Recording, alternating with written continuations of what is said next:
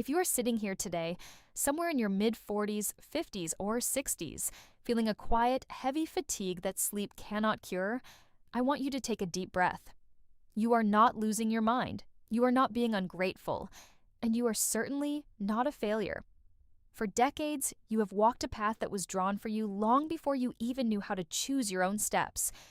You checked every single box that society, family, and tradition handed to you. You worked hard, you built a home, you nurtured children, you supported a partner, you remembered every birthday, you managed every crisis, and you did it all with a gentle smile and a quiet determination. You were told that if you followed this blueprint, if you gave your best, put others first, and kept all the plates spinning seamlessly in the air, the reward at the end would be a profound sense of peace, fulfillment, and contentment. Yet somewhere right around the age of 45, a strange thing happens. You look around at the life you so meticulously built, and instead of feeling a deep sense of accomplishment, you run straight into an invisible wall. It is not a physical wall made of brick and mortar, but an emotional and spiritual boundary that stops you cold in your tracks. Suddenly, the daily routines that used to feel meaningful start to feel like an endless treadmill. The quiet moments in the evening, which were supposed to bring rest, are filled with an unsettling sense of emptiness. You look in the bathroom mirror in the morning light, and while you recognize the face looking back at you, the spark in your eyes feels muted, like a candle flickering in a drafty room. Why does doing everything right leave so many women feeling so completely stuck? Why does 45 feel like a sudden halt rather than a victory lap? The truth is, something our culture rarely prepares us for. The wall is not a sign that you have failed at life. It is the sign that the blueprint you were given has reached its expiration date. You have spent 4 decades living outwards, pouring your energy, time, creativity, and love into the world around you. You adjusted your rhythm to accommodate everyone else's needs, quietly pushing your own desires to the background. But when the well of your external obligations begins to shift, you are left face to face with a question you may not have asked yourself in 30 years. Where did I go in the process of holding everything together? If this question echoes in your heart, please know that this realization is not the end of your story. It is the beginning of an awakening that every mature woman deserves to experience. You are standing at the threshold of a profound transition, where the heavy armor of constant performance can finally be laid down. To understand how this wall builds up brick by brick, let us take a close look at the story of Claire. Claire had just turned 47. From the outside, her life looked like a masterclass in modern balance. She had a successful career as an operations coordinator, a warm marriage of 22 years, 2 children who were transitioning into college, and an active role in her local community. People often described Claire as the reliable one, the woman who never dropped the ball, who always remembered the details, and who managed every personal or professional storm with graceful efficiency. If her friends needed help organizing an event, Claire was the first to volunteer. If her elderly mother needed rides to specialist appointments across town, Claire reworked her work schedule without a word of complaint. If her husband had a stressful week at his firm, Claire quietly smoothed over the household routine so he could rest. She took immense pride in being the steady foundation upon which everyone else built their lives. For decades, her entire sense of worth had been tied to how well she served as the anchor for those she loved. Then came a rainy Tuesday evening in late October.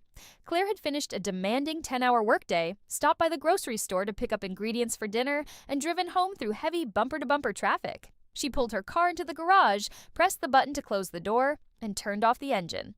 The garage went dark and quiet, save for the gentle patter of rain against the roof and the soft hum of the cooling engine. Claire reached out her hand to unbuckle her seatbelt, but her hand stopped midair. A sudden, overwhelming weight pressed down on her chest. It was not a physical heart attack, but an emotional paralysis so profound that she simply could not bring herself to unlatch the belt, open the car door, and step into the house.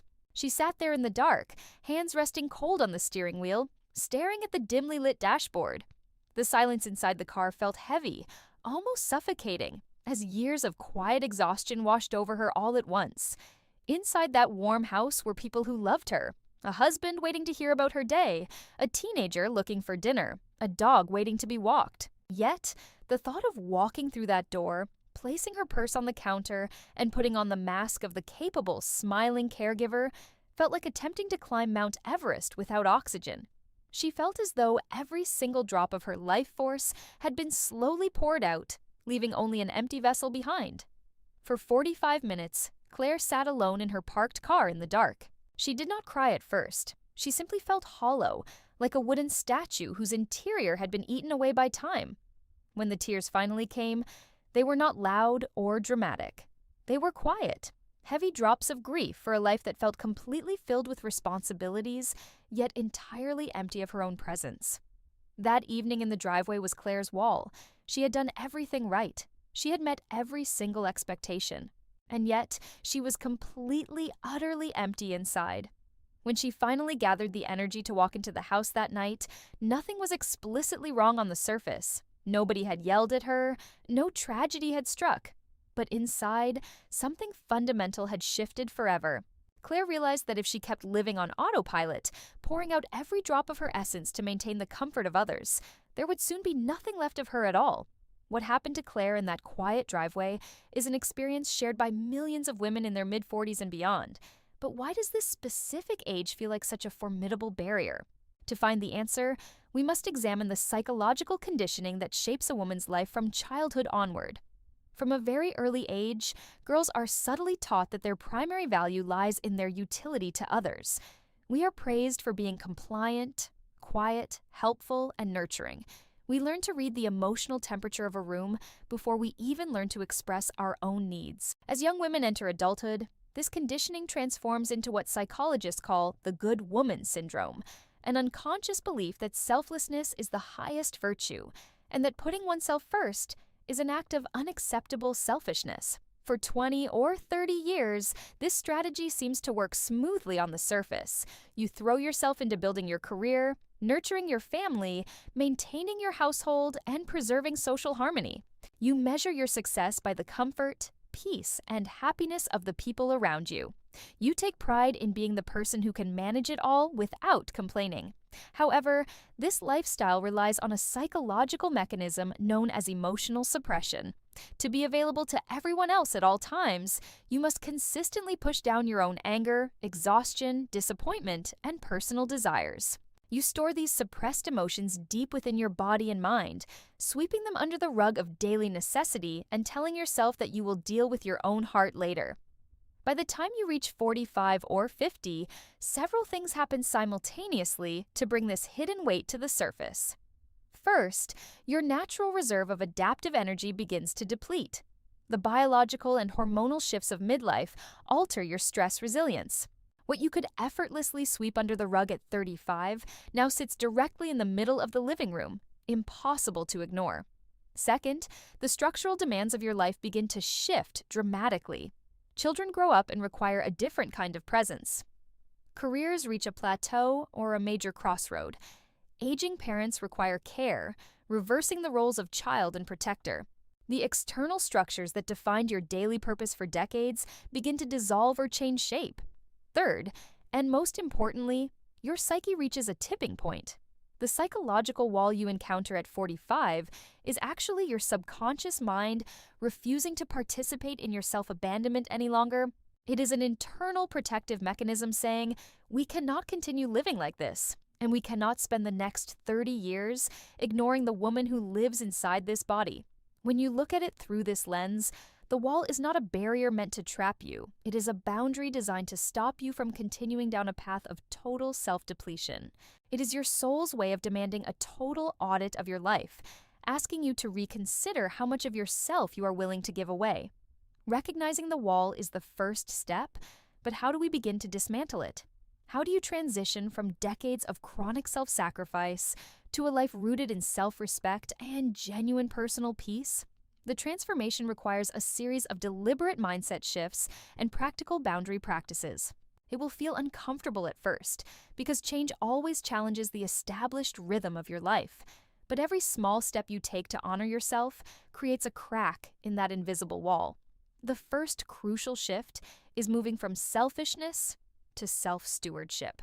The greatest barrier women face when standing up for themselves is guilt.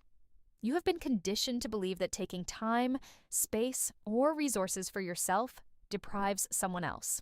You must actively reframe this thought pattern. Taking care of your mental, emotional, and physical well-being is not selfishness. It is stewardship. You cannot offer light to others if your lamp has no oil. Caring for yourself is the baseline requirement for living a meaningful, vibrant life. The second practice is adopting the power of a neutral no. Many women spend immense mental energy inventing elaborate excuses whenever they want to decline a request.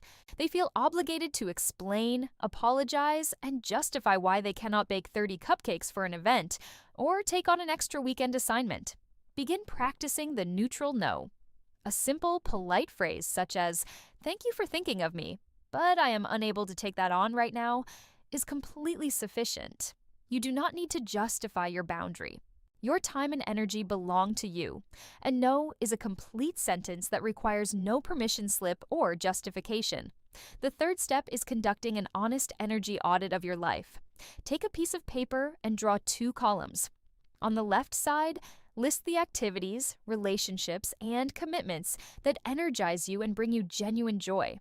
On the right side, list the obligations and interactions that leave you feeling drained, resentful, or exhausted. Look closely at the right column. Ask yourself, how many of these things am I doing purely out of habit, guilt, or fear of disappointing someone? Start identifying 1 or 2 non-essential commitments on that list that you can delegate, step back from, or eliminate entirely. The fourth priority is creating sacred, unstructured time just for yourself. When was the last time you had an hour of time that was completely unassigned to any goal, chore, or person? Most mature women have forgotten how to simply exist without performing a task or fulfilling a duty. Schedule at least 30 minutes every single day that is non-negotiable personal time. During this period, you are not catching up on laundry, answering text messages, or planning next week's meals. You are reading a chapter of a book, walking quietly in nature, sitting with a cup of tea, or simply resting. Treat this time with the exact same respect you would give to an important medical appointment. The fifth step is learning to expect pushback while remaining deeply grounded in your truth. When you begin to set boundaries after decades of absolute availability, the people around you may express confusion, annoyance, or resistance. They are accustomed to the old dynamic where your comfort was secondary to theirs. Understand that their reaction is not a sign that your boundary is wrong. It is a sign that the boundary is working. Stay calm, hold your ground, and remember that you are not responsible for managing other people's discomfort with your self-respect. Over time, those who truly love you will adapt to your new boundaries and learn to honor them. As you dismantle the wall brick by brick, a remarkable horizon begins to open up before you.